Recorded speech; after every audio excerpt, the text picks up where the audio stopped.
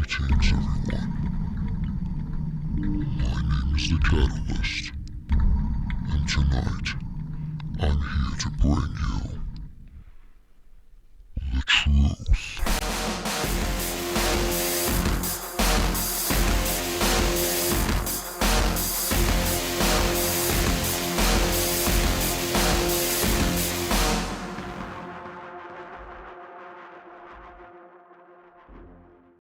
Welcome to the first entry in our investigation series. I'm your host, the Catalyst. I'm a member of an international private investigation coalition called the Seekers. Our goal is to shed light on our society's darkest secrets, exposing and punishing those who pose a threat to peace and liberty of the innocent. For the sake of privacy and safety, we cannot show our faces. But unlike our faces, truth will be laid bare, without any mask to disguise it. So without further ado, let's get to the subject. A few weeks ago, while investigating a case, we got introduced to a new character in our game. One who piqued our interest and dragged us into a rabbit hole we never wished to enter. She knew Zang. After weeks of keeping an eye on this man, we finally got a tip from a reliable source that rumors in Chinese social medias were true. He's in fact a criminal, a member of a criminal organization making money off of trading illegally recorded footages of various acts of sexual assault recorded in public. After this revelation, we began investigating and tracking him down.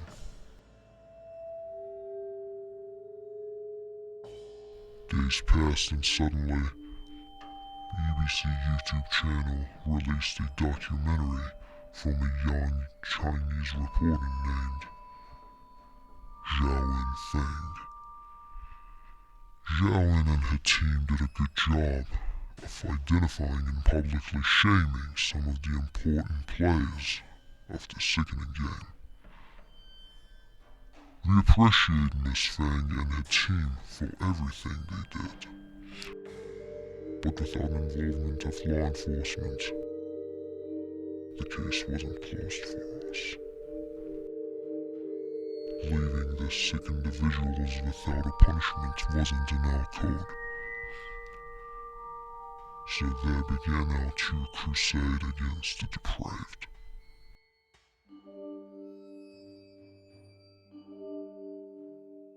Zang was born on November 18th, 1992. He rose to popularity as a cosplayer, but he saw the peak of his success in 2020 with his rock band The Versus. 7 years ago, when he moved to Tokyo to study and pursue music, he met the other offenders of this case, Tang Zhuran, aka Naomi. A 27-year-old man from Hong Kong, and an unidentified individual from China. According to our reliable source, a few years ago, Tang was hired by the unidentified subject to create the infamous websites. 打了一个啊！你们捡的？包给你了。这个全部都是我做的，肯定都是我们的。As an individual with a taste for this deplorable stuff, and familiarity with its online community, Tang became the promoter and the face of the websites, under the alias Uncle Chi. As their business grew, our unsubs began expanding their team, hiring new members. Among those newcomers was no other than Hi there, Noctis Zang. Noctis, Zang. Noctis claimed that they helped him with the housing and introduced him to the team. Zang gave them permission to use his PayPal account and became admin and the accountant of the team. Nearly 2 months after getting exposed by Zhao and Fang and the BBC crew, Noctis united with a character worth investigating later, Deuce. They released this picture on social media, and after a month of teasing their confused audience, they released a teaser for their upcoming interview, an opportunity to clarify everything, as you thought. But when the full interview was released on September 6th, it was a charade of Noctis making wild, baseless claims and dishonestly apologizing, while Mura constantly validates him and portrays him as an innocent child. In this 32 minutes long video, this 30-year-old man-child sits in front of Mura and poorly recites in a scripted apology. Pay attention to his body language and constant stuttering when he's trying to make things up or apologize. He has such an erratic and nervous body language, even when he's in the comfort of his friend's presence. We knew from the get-go that this man cannot be trusted. I cannot describe how much of disappointment and guilt I feel.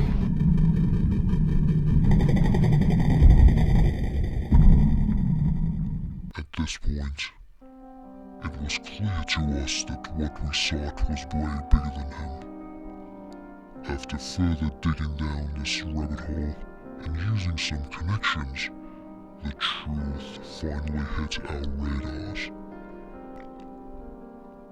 Squeezing people for information wasn't our first option for acquiring info, but it sure worked as we now have the identity of one of the higher members of the team, one previously unknown to public. One that would later be a key for us to find the extent of their network. The photographer. A man who's been mentioned quite a lot in the story, but never properly investigated. But revelation didn't end there, as we got surprised by the reality behind the intentions of this organization. We did a background check on the known members looking for any trace of criminal activity.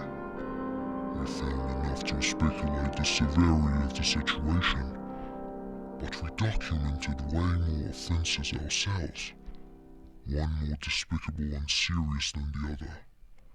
But before exposing the identity of the photographer and the other offenders in the next episodes, we want to finish our job with Noctis.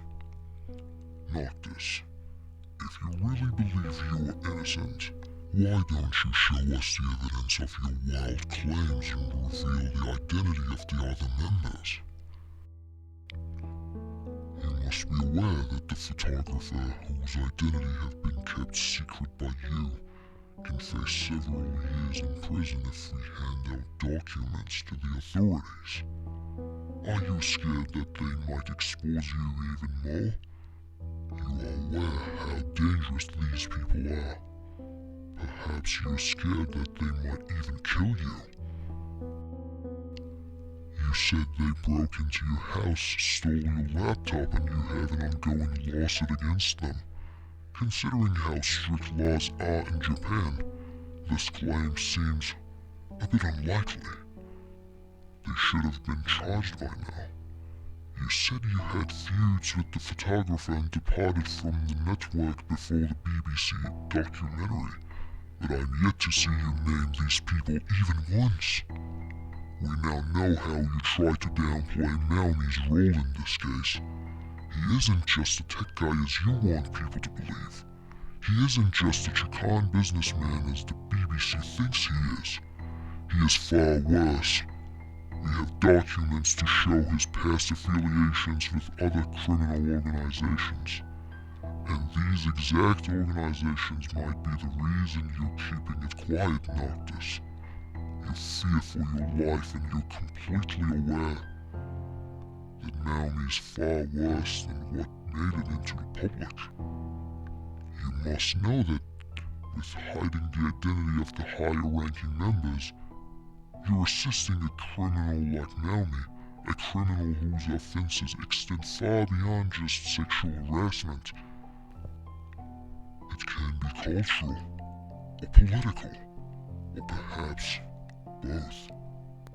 For us who've had experience working in the law enforcement and justice system, what you've did can be considered a felony in many countries with up to 10 years in prison, as you're essentially cooperating with a corrupt organization and lying to keep the identities of the suspects secret and interfere with our investigations. Alas, the Japanese justice system doesn't have an equivalent to RICO Act of United States, which could get you 20 years behind bars in federal prison. In the end, we'll give you a chance. If you want to prove yourself innocent, show us the evidence for the main claims you made in the interview. Show us the proof that they broke into your house and stole your laptop, but most importantly, reveal the identity of the photographer publicly before we do. We want you to expose the identity of the 25-year-old Chinese man from Chongqing. Tell us the truth about Naomi's real role in the network. The truth about his project. We want people to know what kind of cultural corruption is going on, Noctis. We want these information to be publicized, or we'll release it ourselves. Naomi, looks can be deceiving, but we know you're not just a tech support and marketing manager for this operation. Noctis is not just a musician. We know everything, Naomi. You better talk before we take legal actions and finally get you charged. And in case of Noctis, cutting his source of income and possibly putting his life in danger. We don't want violence, but if you're unwilling to cooperate, it's inevitable then.